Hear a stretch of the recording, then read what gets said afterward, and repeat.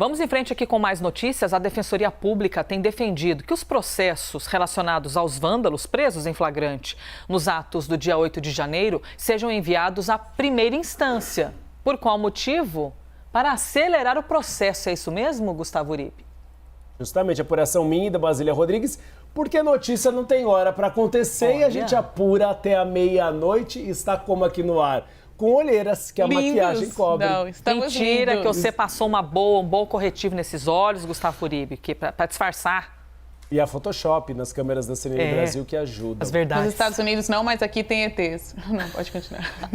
Em relação à Defensoria Pública da União, nós tivemos a informação junto ao Supremo Tribunal Federal que a Defensoria Pública da União tem pedido que aqueles processos em relação às 1.400 pessoas presas em flagrante durante o dia 8 de janeiro, algumas delas na Esplanada dos Ministérios e outras no setor militar urbano, elas acabem indo para a primeira instância. E o argumento é dar maior celeridade. Mas o Supremo Tribunal Federal, viu, Elisa, não tomou uma decisão. O ministro Alexandre de Moraes ainda tem dúvidas se realmente seria melhor ficar no escopo do inquérito do 8 de janeiro que está na Suprema Corte ou descer para a primeira instância.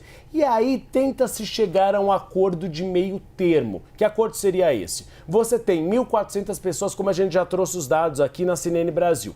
400 pessoas tiveram a prisão preventiva que acabou sendo mudada para medidas cautelares. São pessoas que tiveram crimes de menor poder ofensivo. Muitas delas nem foram à Esplanada dos Ministérios. Elas foram detidas no acampamento bolsonarista. Então, que estes 400 processos descessem para a primeira instância e os demais processos, 900 pessoas presas temporariamente ou preventivas, e aí o número que a gente tem mais atualizado são 970, porque soma também aquelas pessoas que foram presas em operações da Polícia Federal da Lesa Pátria, que elas ficariam no Supremo Tribunal Federal.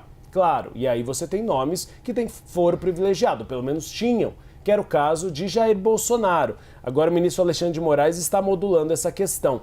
Há uma polêmica e até um argumento que Alexandre de Moraes usa dos inquéritos ficarem no Supremo Tribunal Federal. Tem a polêmica dos inquéritos de ofício, que a gente sempre traz aqui. Inquéritos abertos pelo Supremo Tribunal Federal, que investiga e depois julga. Só que nesse caso, você teve a destruição do prédio do Supremo Tribunal Federal. E nesse caso, há a previsão legal do regimento interno da Suprema Corte, uma investigação interna.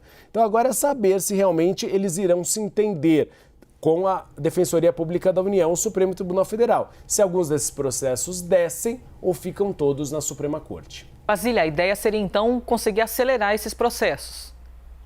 Isso é uma bola dividida, sim, os juristas não são exatos nessa avaliação. Será que anda mais rápido ou mais devagar, continuar no STF, descer para a primeira instância? Porque se você pensar na instância máxima da justiça, que é o STF, isso reduz as possibilidades recursais. Então, um processo que começa em primeira instância abre um leque de possibilidades de recurso. Da primeira vai para a segunda, pode ir para o STJ ou eventualmente para o STF. Então tem muito vai e vem de um processo.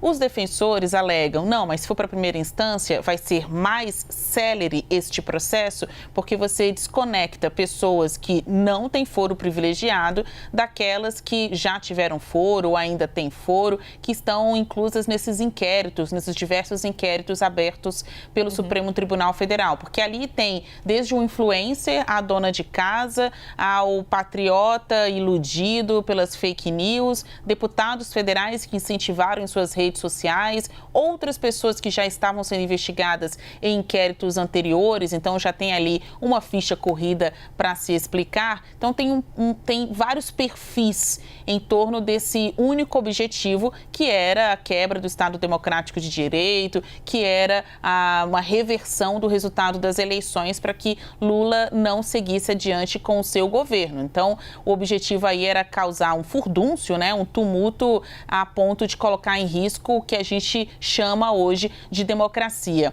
Sobre esse assunto, a gente está trazendo esse bastidor para vocês no site da CNN Brasil, também aqui em toda a nossa programação, que a Defensoria pede ou sugere aos integrantes da Suprema Corte para que desconecte, né, desmembre logo esses processos, encaminhe boa parte deles para a primeira instância, porque há um número maior de pessoas sem foro privilegiado e que está respondendo a estes inquéritos. O que me chama a atenção é que, ironicamente, essas pessoas estão sendo representadas pelo Estado brasileiro. Elas estão sendo representadas por defensores públicos, servidores públicos, porque não tiveram condições de pagar um advogado, né? Que aí é a função do defensor público, né? Atuar naqueles casos em que há pessoas hipossuficientes, né? Não tem condições financeiras suficientes para pagar a sua defesa. Então tem que recorrer a quem?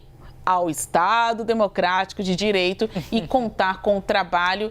E a gente tem, inclusive, de elogiar aqui o trabalho de tantos defensores públicos que militam nessa causa, né? De tirar da prisão quem não deve estar nas mesmas condições de criminosos de alta periculosidade. E quem paga? Gente, quem paga essa conta, quem será, né? não é mesmo? Olha, 1, 2, 3, todos nós aí na tela. Todos nós.